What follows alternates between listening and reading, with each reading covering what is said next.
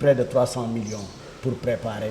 lii di coupe du monde bi dem football yi fi nga xamante ni moo di Autriche di daje ak Bolivie ak Iran. Bolivie jaroon na ko. déedéet gis nga quand j'ai vu ça je dis non lii jaru ko nous allons à la coupe du monde la Bolivie n'est pas qualifiée à la coupe du monde elle ne vaut pas 300 000 après dama ni xëy na ce n'est pas la Bolivie qui demande 300 millions au Sénégal ce n'est peut-être pas la Bolivie xam nga Sénégalais yi fàtte nañu ni il y a 30 ans ils ont battu la Bolivie à Dakar fàtte nañu ko. Bolivie jege Équateur te Équateur bokk ci suñuy poule moo tax. et peut-être même bu dee loolu jaru ko. jaru ko mais dama ni peut-être 300 millions yi c'est pour cerner tout l'environnement peut-être 300 millions yi dana dem ba ci coût transport bi billet bi ak séjour bi peut-être il y a ça parce que le séjour on doit jouer la Bolivie en Autriche nous prenons en charge en Autriche et peut-être aussi nous allons prendre l'équipe bolivienne en charge parce que ñun ñoo bëgg jouer ak moom peut-être aussi parce que ce n'est pas la Bolivie qui vaut 300 millions mais c'est l'organisation qui va valoir 300 millions ça peut passer moo tax côté boobu ma modéré ci je dis ce n'est pas la Bolivie qui vaut 300 xam nga addiya Sénégalais yi fàtte nañ ni Bolivie gañe nañ ko à Dakar su Ablaye Sarr gañe nañ ko 3-1 à Dakar ici au stade Léopold Sédar Senghor Bolivie mais fàtte nañ ko nous sommes qualifiés à la Coupe du Monde dans l'échelle des valeurs quelle est la place de la Bolivie dans le monde nous ak Iran waaw ba tey Iran sax même Iran xam nga Iran dem na fi Coupe du Monde il y a une trentaine d'années moom it c'est un vieux football musa am un footballeur du nom de Ali Daei recruté par le Bayern ça fait un peu longtemps le Bayern je me souviens avait d'ailleurs amorti le transfert depuis la vente de son maillot en Iran ils prennent Ali Daei ñu defar des maillots à son effigie retourner ko en Iran pour amortir le transfert parce que c'était un footballeur très célèbre en Iran Ali Daei mais 300 millions c'est peut-être pour maîtriser toute l'organisation et les deux matchs peut-être parce qu'on a l'Iran et l'autre la Bolivie dans la prise en charge soo bëggee jouer ak ñoom mën nga def loolu même man je crois ñun pays pauvre venant du continent le plus pauvre même si nous allons à la Coupe du Monde nous pouvons nous éviter ce genre de dépenses bi ñuy aligner dans la chambre des pays forts. mais lan la ñu waroon def ci préparation bi. gis nga yooyu ñuy dem di jouer ji ay Bolivie ak yooyu. am na yeneen pexe. gis nga l'équipe n'est pas une équipe neuve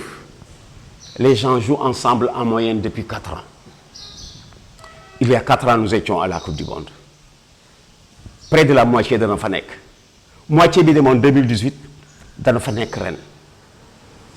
les joueurs sont des professionnels ils jouent au rythme d'un match tous les 5 jours là où ils exercent leur profession gis nga ci préparation bi léeg-léeg am na yu ñuy programmer cliché la ay habitude la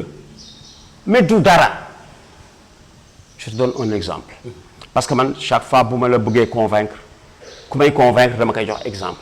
est-ce que vous vous souvenez du Danemark qui a gagné la Coupe d'Europe en 92 sans préparation nous sommes en pleine saison morte c'est la Yougoslavie qui est en guerre ñu expulsé leen de la compétition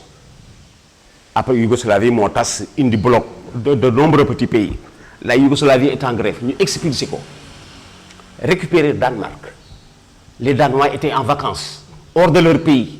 ñi léegi feneen en vacances ñi léegi resté au pays mais qui observaient les vacances plage cinéma restaurant etc. ñu leen non dépêchez-vous de venir vous allez à la Coupe d'Europe il faut remplacer la Yougoslavie mu nekk un groupe composé de ramassis de joueurs le terme n'est pas très fort un groupe composé de ramassis de joueurs ñoo gagné Coupe d'Europe bi ñoo gagné Coupe d'Europe bi sans préparation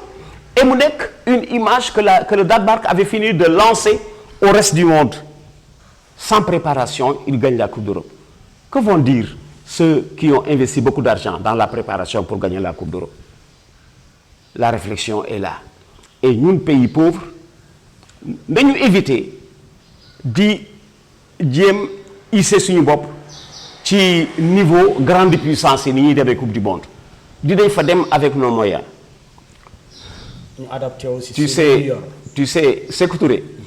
président Sékou Touré dafa mës recevoir un grand président européen à Conakry servir que dessert local le président européen a aimé ni que daf ko bëgg recette bi pour bu demee di ko togg chez lui recette bi la bëgg pour bu demee chez lui en Europe di togg dessert bi que Sékou Touré servir. Cela veut dire qu'il y a du bon dans ce que nous vivons tous les jours. Tous les jours. Oui. Baña da ngay dem coupe du monde rek jéem aligné ci heureusement que les plus riches ne gagnent pas toujours. Tellement juste quand le Brésil gagnait la coupe du monde une première fois en 58, c'était un pays pauvre. À l'époque, le Brésil n'avait que sa musique et le football